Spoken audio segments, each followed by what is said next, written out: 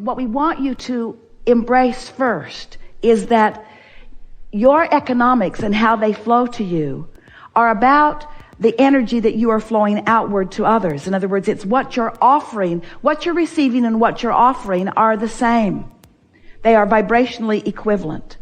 And if you can think in terms of the service that you're offering, now we offer that word carefully because you misunderstand it every time someone uses the word. But in this conversation that we're having, where we've agreed that economics is all about serving one another, in other words, it's what it all is, then as you acknowledge that your contribution, what you are offering to this mix, is of value to others, once you go there, now your understanding of economics is in a whole new place that can serve you in a whole new way. So now we'll ask you, are you there yet? Do you acknowledge that it is your service to others? So now, in what ways do you serve? You were going to make a short list a little while ago, but in what ways do you serve others? You serve others by getting energy flowing. You serve others by tapping into the stream of infinite intelligence. You serve others by tuning in, tapping in to the frequency, this high power frequency. You serve others by understanding the path of least resistance. You serve others by being wobble free. You serve others by tapping in, not just to infinite intelligence, but to infinite prosperity, to infinite abundance of energy, to infinite ideas. If you're serving others, then isn't it the idea that really is at the basis of most service, you see? When you loosen up these cobwebs and you start acknowledging that you could be in the right place at the right time, in more conversations, in more opportunities to uplift, if you would put your attention upon the energy that you're receiving, which then you will be flowing. But here's the most interesting thing about economics. We already said it to you, but we're going to say it to you again. You don't get it until you give it, because it is the asking for it that summons it. So when you get into an attitude of service, which is asking for it on the behalf of others, now you open a really big portal, a really big vortex of abundance, you see. And that's really the place that you want to start with all of this. In what ways can I be of value to others? Now let's start generally. Are you of more value to others when you are ornery or happy? Well, that's not a difficult thing to understand, and yet it's usually not a question that you ask in relationship to economics, is it? Because you're thinking in terms of your action, not in terms of your attitude. But your attitude, your mood, your vibration is everything in terms of what you receive and in terms of what you give, you see. So if you're thinking in terms of being the portal through which all of this flows, do you acknowledge that the world is out there asking? Do you acknowledge that their life experiences are what are causing them to identify what the next economic booms will be? Do you know that there are economic booms in the vortex right now that haven't even been discovered by those who will feel the inspiration to provide the response to the boom that is being asked for? So, does it overwhelm you to think about being the creative genius that is inspired to that? We're not asking all of you to be the next Bill Gates, but why not? We're not asking you to be the next innovator of the next big invention, but why not? But what we are asking you to do is acknowledge that there is infinite energy flowing, and enough abundance will flow to serve you in the way that you are wanting to be served once you get into this flow of economics. It's all about energy, you see. As much money is coming to you, we're saying money, financial abundance is coming to you as you are asking for and allowing. But what's interesting, as in our earlier conversation, you're motivating yourself to the asking rather than inspiring yourself to the asking.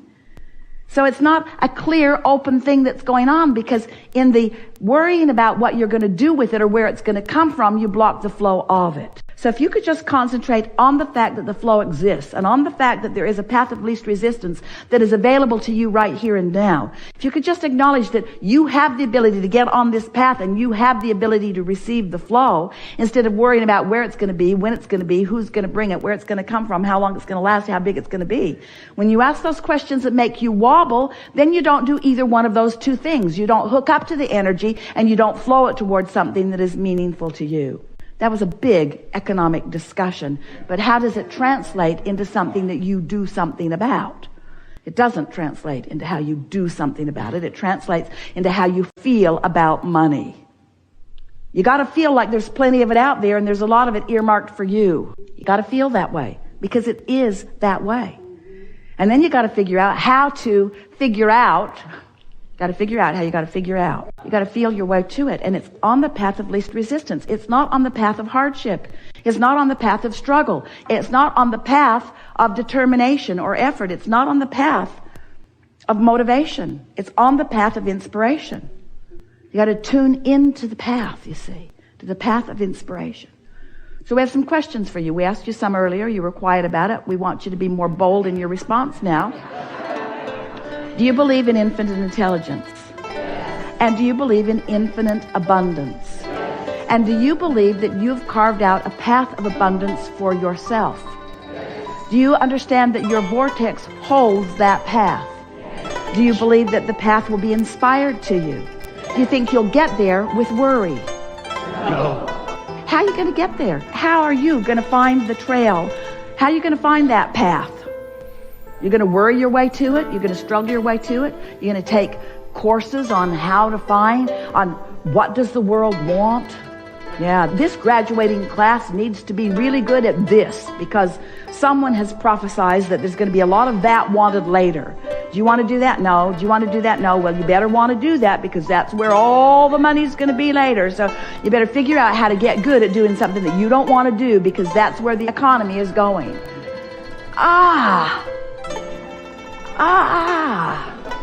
What do you want to do? What do you want to do? You've lived long enough. None of you were born yesterday. What do you want to do? What do you like to do? Do you believe that you can serve doing something that's fun to do? Do you believe that you can find satisfaction in what you do? Do you believe that you know what some of those things are? Do you believe that they're queued up and in your vortex already? Do you believe that there's a path already laid out for you that you're just reaching for the inspiration to? Yeah. So how do you find that path? This is the question of all questions. How do you find the path? Think about it.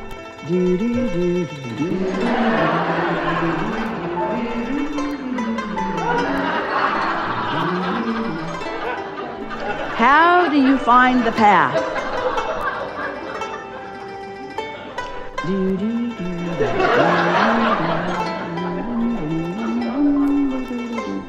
You don't find the path finds you. It's an inspired path. It's not a motivated path. The path will find you. But you got to stay in that general place. You got to be in that place. You've got to highlight within you what matters to you. I like freedom, and I like fun, and I like inspiration. I like great ideas, and I like being of value.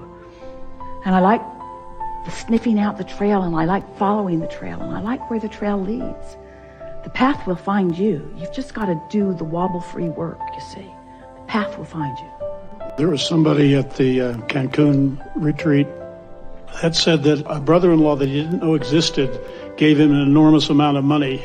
It just appeared in the universe, something that he had not expected at all. Well, it's like that. It's just like that. Curious if there's like an advanced level. Yeah, you all have huge inheritances.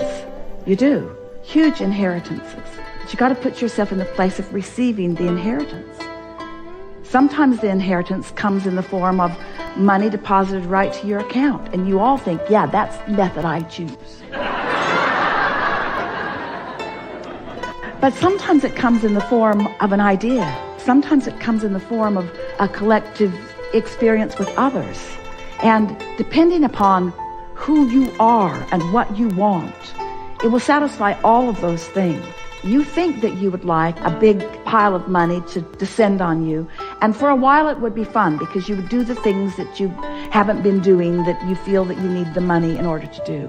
But it would not be a long-lasting, satisfying experience because it's not the clump of money that you're reaching for. It's the flow of money. It's not the destination that you're reaching for. It's the reason to go on the journey. And so when we said the path will find you, the path has already found you. It's just an eternally unfolding path. It will continue to surprise and delight you, you see. You just got to decide that you want to feel good and that you want to have fun, and what matters to you is this. Esther will say it. What matters to me, Esther says every day, what matters to me is clarity. Because that means alignment. And then she'll say, and fun. Because clarity is fun. Clarity is fun. That's what matters. Fun and clarity. That's all I need. Just fun and clarity. That's all I need. And friends. Just fun and clarity and friends. That's all I need. Fun and clarity and friends. Friends to have fun with and friends to experience clarity with. That's all I need is just fun and clarity and friends and places to go with my friends. Fun and clarity and friends and places to go with my friends. Fun and clarity and friends and places to go with my friends. And really good food. Fun and clarity and friends and places to go with my friends where there's really good food. That's all I need. And on and on and on and on it, on and on and on and on it goes. Occurred to Esther the other day. She's sitting and writing and journaling and sketching and drawing focus wheels and thrilling herself with clarity and feeling appreciation for that and that and that and that and that. She got such momentum for appreciation going, and then she suddenly began thinking of all the things that had led to all the things that she was feeling appreciation for. And the list just went on and on. She was sort of feeling the background of all of it and realizing that all of that is now in her background was in the foreground for someone at some time. It was someone's leading edge. Now it's the background for her. Now it's the basis for her where she stands in her leading edge. But everyone has always been looking forward, it occurred to her. They've all been looking forward, and everything that has been before is all pointed toward where I am now. And suddenly she felt herself at the pinnacle, at the point, at the receiving end of this huge funnel of well-being. Everything that had ever happened before, it felt like it all had happened for the benefit of her standing right here, right now. All of it.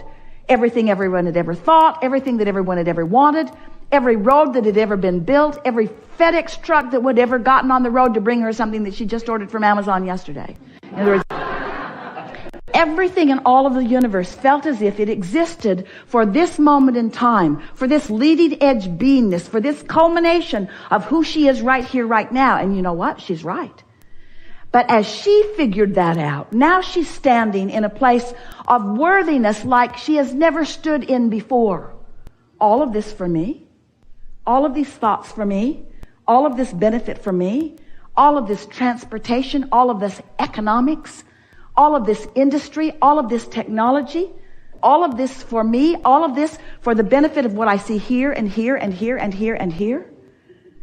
When you stand in that place of appreciation of what is available to you because of all that has come before, but you focus forward, which is the only place that you can focus, you will discover that it is the new idea that is the richness of this promise of creation that you've come for.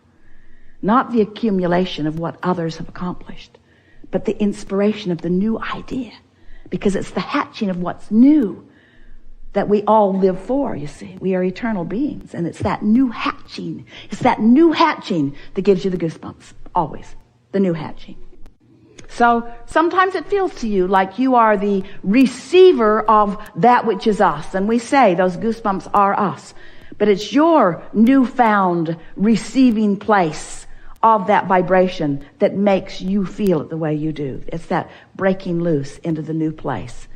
Always a new place, always a new place, always a new place, always a new place. More to live, more to love, more to know, more to taste, more to feel, more to see, more to smell, more to hear, more to experience, more to live. That's the abundance that is yours. That's the inheritance that's there for you. And you stand at the point of it. You stand at the point of all of that, ready to receive it. And the question is, are you ready? Are you ready? Do you really love yourself? Have you practiced that? How mad have you been at others? That blocks what flows to you. How allowing are you of others? Because that opens what flows to you. How much do you love life? Because that's what opens to you.